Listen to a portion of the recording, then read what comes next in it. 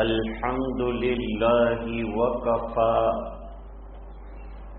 وسلام على عباده الذين اصطفى أما بعد أعوذ بالله من الشيطان الرجيم بسم الله الرحمن الرحيم يا أيها الذين آمنوا لا تلهكم أموالكم ولا أولادكم عن ذكر الله ومن يفعل ذلك فأولئك هم الخاسرون صدق اللہ العظیم. اللهم صل على سيدنا محمد وعلى آل سيدنا محمد وبارك وسلم.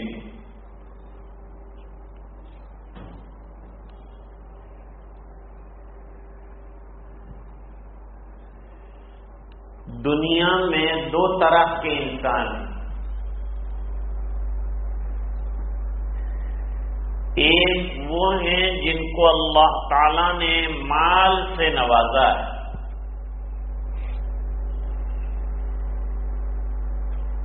اور دینے والا بنایا ہے، اور ایک وہ ہیں کہ جو غریب ہیں،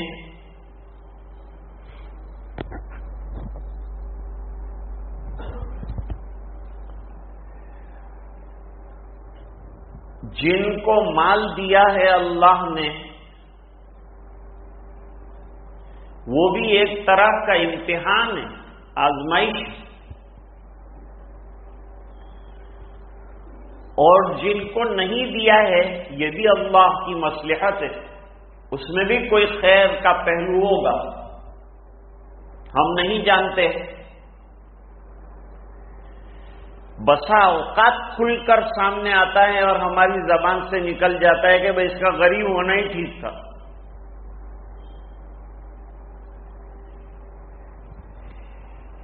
مال نعمت ہے اور اسلام نے نہیں چاہا ہے کہ سب غریب رہیں. اگر سب غریب رہے تو زکوٰۃ کون نکالے گا؟ اور غربا کی مدد کون کرے گا؟ اور غربا کو اپنے یہاں کام پر کون رکھے گا؟ اور صدقات کون کرے گا؟ اور مساجد کون بنائے گا؟ اور مدارس کون بنائے گا؟ ضرورت مندوں کی ضرورتیں کون پوری کرے گا؟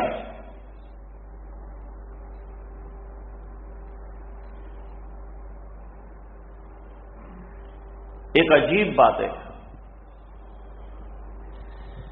مال کو اللہ تعالی نے قیاما للناس کہا ہے. مایہ زندگی کہا ہے، کیونکہ بہت سے کام جو نکلتے ہیں وہ مال کے ذریعے سے نکلتے ہیں، اس لیے اس کو مایہ زندگی کہا ہے. دوسری ایک چیز ہے جس کو اللہ تعالیٰ نے مایہ زندگی کہا ہے، وہ ہے بیت اللہ. پوری دنیا کا سینٹر جو ہے وہ بیت اللہ. پوری دنیا جو پھیلی ہے وہ بیت اللہ سے پھیلی. وہیں سے پہلے بلبلہ اٹھا تھا، وہیں سے سالڈ زمین تیار ہوئی، پھیلتی گئی.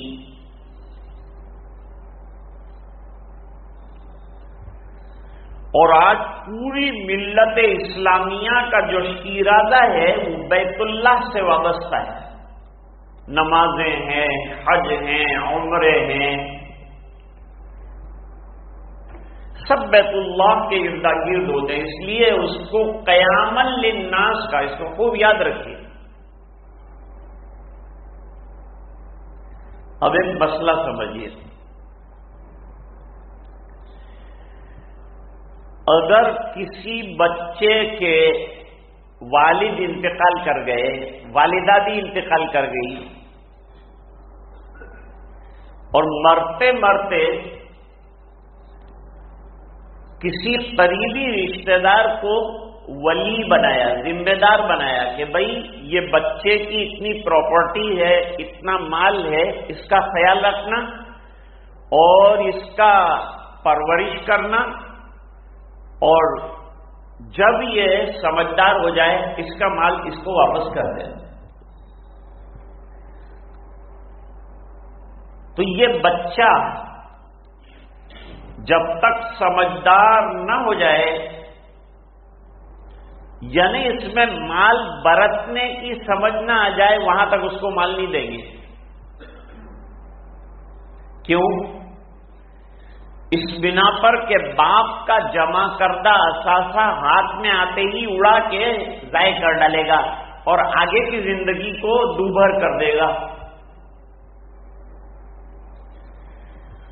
اس لیے فرمایا کہ جب اس میں مال کو برتنے کی سوجھ بوجھ آ جائے اور سمجھنے لگے کہ بھئی یہ نعمت ہے، اس کا استعمال غلط نہیں ہونا چاہیے، اس وقت دو آدمیوں کو گواہ بنا کر اس کا مال اس کے سپرد کیا جائے۔ ہمارے ایک بزرگ فرماتے ہیں کہ ایک ایک پائی نعمت ہے، اور ایک ایک پائی کے بارے میں اللہ تعالی کے یہاں سوال ہونا ہے۔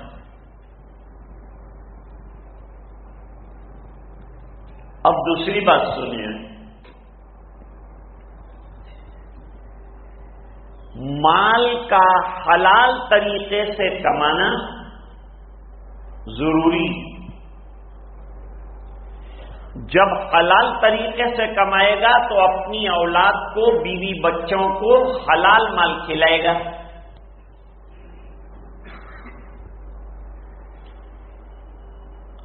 اعمال کے ہونے میں اور عمل صالح کے انجام دینے میں حلال مال کا بہت دخل ہے۔ حلال مال کھانے سے عبادتوں کا نور جو چاہیے، جس سے عبادتیں نورانی بنے، وہ نور پیدا ہوتا ہے۔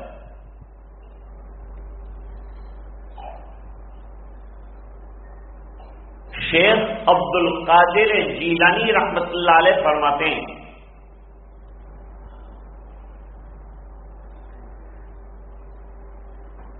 کہ جب کوئی مال خرچ کرتا ہے تو میں سمجھ جاتا ہوں کہ اس کا مال کیسا ہے۔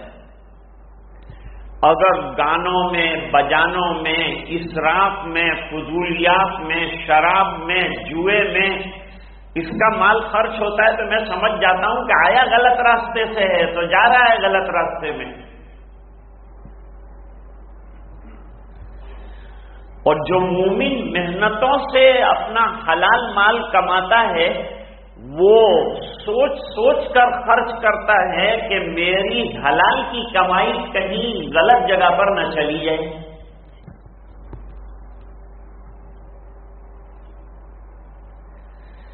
اب جو حلال مال اللہ تعالیٰ نے دیا ہے اس کے اندر بھی حقوق ہیں۔ مثال کے طور پر سال ختم ہونے پر صاحب نصاب کو زکوٰۃ دینا، اور زکوٰۃ عبادت ہے۔ اور زکوٰۃ کے بارے میں یہ بتا دوں آپ کو کہ مکی زندگی میں زکوٰۃ کا حکم آیا ہے، لیکن اس کے مکمل تفصیلی احکام سن 2 ہجری کے اندر مدنی زندگی میں آئے ہیں، اور پھر تفصیل سے حضور نے زکوٰۃ کا پورا نظام بنایا۔ سونے کی زکوٰۃ، چاندی کی زکوٰۃ، تجارت کے مال کی زکوٰۃ، جانوروں کے اندر بکریاں 40 ہوں تو زکات، پھر اس کے اندر بھی احکام، اسی طرح اونٹوں کی زکات، گائے کی، بھینس کی زکات، سب جانوروں کی بھی زکات نکالنی، اور جو آدمی کھیتی کرتا ہے اس کے اندر بھی زکات نکالنی ہے۔ بہت تفصیلی باب ہے فقہ کے اندر۔ جب آدمی مال کی زکات نکال دیتا ہے تو مال کا میل کچیل اور کچرا نکل جاتا ہے اور وہ مال پاکیزہ ہو جاتا ہے، اور اللہ کی طرف سے فرشتے اس کی حفاظت کے لیے معین ہو جاتے ہیں۔ اب یہ مال پاک ہو گیا، اب اس کی حفاظت ہوگی۔ ایک بات۔ دوسری بات، مکی زندگی میں چونکہ نصاب طے نہیں ہوا تو وہاں زکات کیسے دیتے تھے؟ حضور پاک صلی اللہ علیہ وسلم نے فرمایا کہ جو آپ لوگوں کا خرچہ ہے وہ خرچہ نکالنے کے بعد جو زائد مال بچ جائے اس کو اللہ کے راستے میں دے دینا۔ دین کی بقا کے لیے اللہ کے راستے میں خرچ کرنا مال کا اور جان کا ضروری ہے۔ دین باقی رہے گا دو چیزوں سے، کہ جب وقت آئے مال لگائے، جب وقت آئے جان لگائے۔ یہ مال بھی اصل میں ہمارا نہیں ہے اور یہ جان بھی ہماری نہیں ہے۔ جب اللہ مال مانگے تو مال دیا جائے گا، جب جان مانگے تو جان دی جائے گی۔ یہ ہمارا نہ رہا۔ اس کو اللہ تعالیٰ نے قرآن کریم میں بیان کیا ہے، ان اللہ اشتری من المؤمنین انفسهم واموالهم بان لهم الجنہ۔ اللہ تعالیٰ نے ہماری جانوں کو خرید لیا ہے اور ہمارے مالوں کو بھی اللہ تعالیٰ نے خرید لیا ہے۔ تو اللہ تعالیٰ خریدار ہے، ہم بیچنے والے ہیں، اور ملے گا کیا؟ یہ لے کر اللہ ہمیشہ کی جنت دیں گے۔ مال لیتے ہیں اور جنت دیتے ہیں، جان لیتے ہیں اور جنت دیتے ہیں۔ جب جہاد ہوتا ہے تو جہاد میں مال بھی لگانا پڑتا ہے اور جان بھی لگانی پڑتی ہے، دونوں چیزیں لگانی پڑتی ہیں۔ ایک تو زکات مفروضہ، زکات مفروضہ کے معنی فرض زکاتیں، 40واں حصہ جو نکالا جاتا ہے وہ، یعنی 100 پر 2.5 کے اعتبار سے زکات نکالی جاتی ہے۔ 40 پر 1، 80 پر 2، 20 پر آدھا، 2.5 ہوا، 100 پر 2.5 کے اعتبار سے زکات نکالی جاتی ہے۔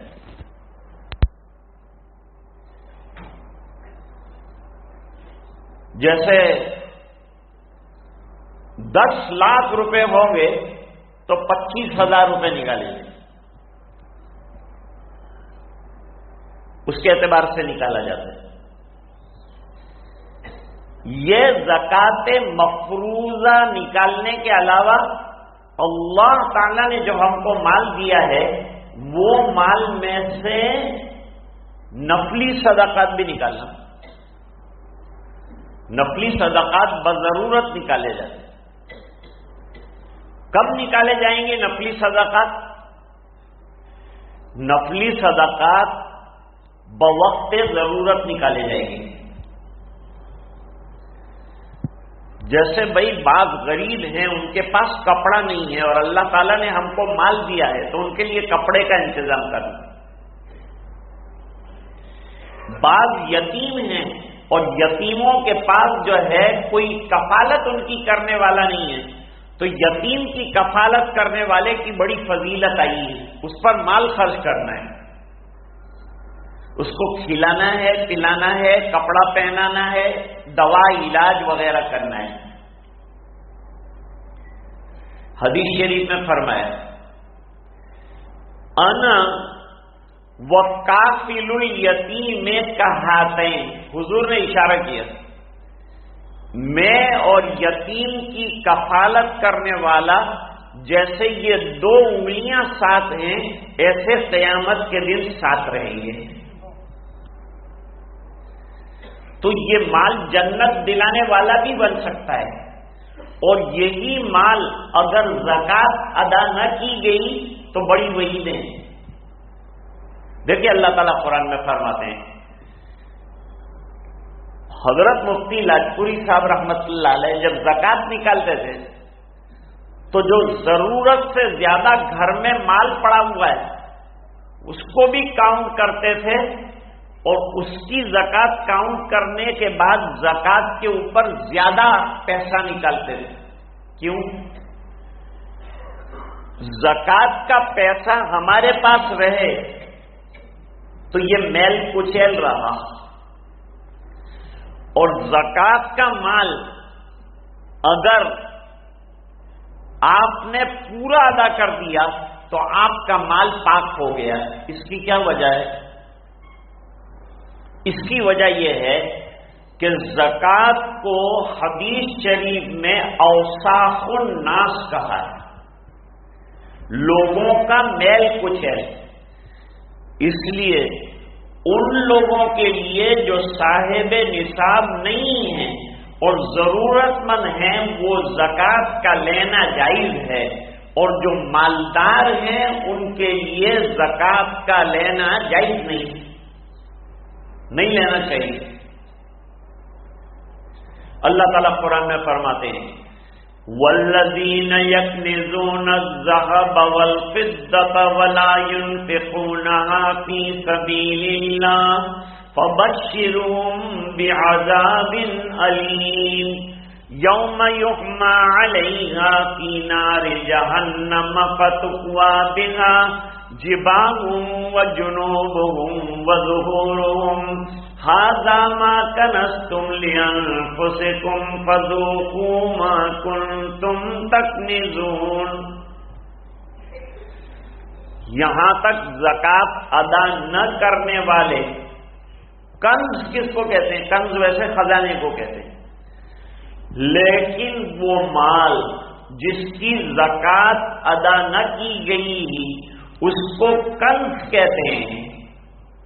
پھر حدیث شریف میں فرمایا کہ جس مال کی ایک ایک پیسے کی زکوٰۃ ادا کر دی گئی ہے وہ کنز نہیں ہے، اور جس مال کی زکوٰۃ ادا نہ کی گئی، سال میں ایک مرتبہ زکوٰۃ ادا کرنی ہے اور نفلی صدقات کرتے ہی رہنا ہے.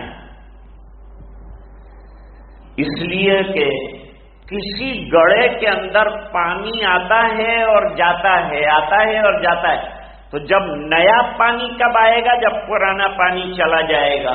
تو جب ہم اپنا مال نکالیں گے تو اللہ نیا مال جو ہے وہ عطا فرمائیں گے، برکتیں عطا فرمائیں گے. جو اللہ کے راستے میں خرچ کرتے ہیں اللہ تعالیٰ ان کے اموال میں برکتیں عطا فرماتے ہیں اور ان کے مال میں زیادتی اور بڑھوتری فرماتے ہیں. یہ اللہ کا وعدہ ہے. اب ایک اور مسئلہ سمجھ لو، وہ یہ ہے کہ ہمارے اعمال قیامت کے دن تولے جائیں گے. یہ اہل سنت والجماعت کا متفق علیہ مسئلہ ہے. قرآن کریم میں فرمایا والوزن یومئذ الحق، قیامت کے دن اعمال کا وزن کیا جانا حق ہے. اب اعمال کیسے تولے جائیں گے؟ امام بخاری رحمت اللہ علیہ اس خیال کے ہیں کہ اعمال کا وزن کیا جائے گا. کیسے کریں گے؟ حضرت عبداللہ ابن عباس رضی اللہ تعالیٰ عنہ فرماتے ہیں اعمال کو اللہ تعالیٰ شکلیں دیں گے، اعمال کی شکلیں ہوں گی وہاں. ابھی ان آنکھوں سے ہمیں وہ شکلیں نظر نہیں آ رہی ہیں، لیکن آخرت والی زندگی میں ہمارے اعمال کی شکلیں ہمیں نظر آئیں گی کہ نماز کی یہ شکل ہے، روزے کی یہ شکل ہے، حج کی یہ شکل ہے، یہ شکلیں وہاں نظر آئیں گی۔ ابھی ہماری آنکھوں میں وہ طاقت نہیں ہے کہ وہ شکلیں دیکھ سکیں۔ بہت سی چیزیں ہم نہیں دیکھ پاتے، مثال کے طور پر ہوا ہم نہیں دیکھ پاتے، مثلا جنات ہم نہیں دیکھ پاتے، مثلا فرشتے ہم نہیں دیکھ پاتے۔ اسی طرح سے اعمال کی شکلیں دنیا کے اندر ابھی نظر نہیں آتی، لیکن آخرت میں اعمال کی شکلیں نظر آئیں گی۔ یہ ابن عباس رضی اللہ تعالیٰ عنہما کا قول ہے، ان الاعمال تتجسد، اعمال کو جسد یعنی شکل دی جائے گی۔ اب اس کی دلیل دیتا ہوں۔ حدیث شریف میں فرمایا کہ جس مال کی زکوٰۃ ادا نہ کی جائے، جو لوگ زکوٰۃ میں گڑبڑ کرتے ہیں ان کو یہ وعید سننی چاہیے، اور ایک ایک پائی کی زکوٰۃ نکالنی چاہیے، اور زیادہ نکالو کم مت نکالو۔ اور ایک بات سمجھو، سادات کو زکوٰۃ نہیں دے سکتے، جو آل رسول ہیں ان کو زکوٰۃ نہیں دے سکتے، ان کو پیور مال دیا جائے گا۔ مفتی عبد الرحیم صاحب نے فتاوی رحیمیہ میں لکھا ہے، کچھ لوگ آئے تھے کہ موجودہ دور میں کوئی جو ہے للہ مال نہیں نکالتا، ہم کو اپنے مدارس جو ہے للہ مال سے چلانے چاہیے۔ امام کو تنخواہ دی جائے گی للہ پیسوں میں سے دی جائے گی، مؤذن کو تنخواہ دی جائے گی للہ مال میں سے دی جائے گی۔ للہ خرچ کرو۔ اب جب ہم دیکھتے ہیں فہرست تو دینے والے زکوٰۃ بڑی رقم دیتے ہیں، للہ چھوٹا سا سلاٹ دیتے ہیں، کم دیتے ہیں للہ زیادہ دو۔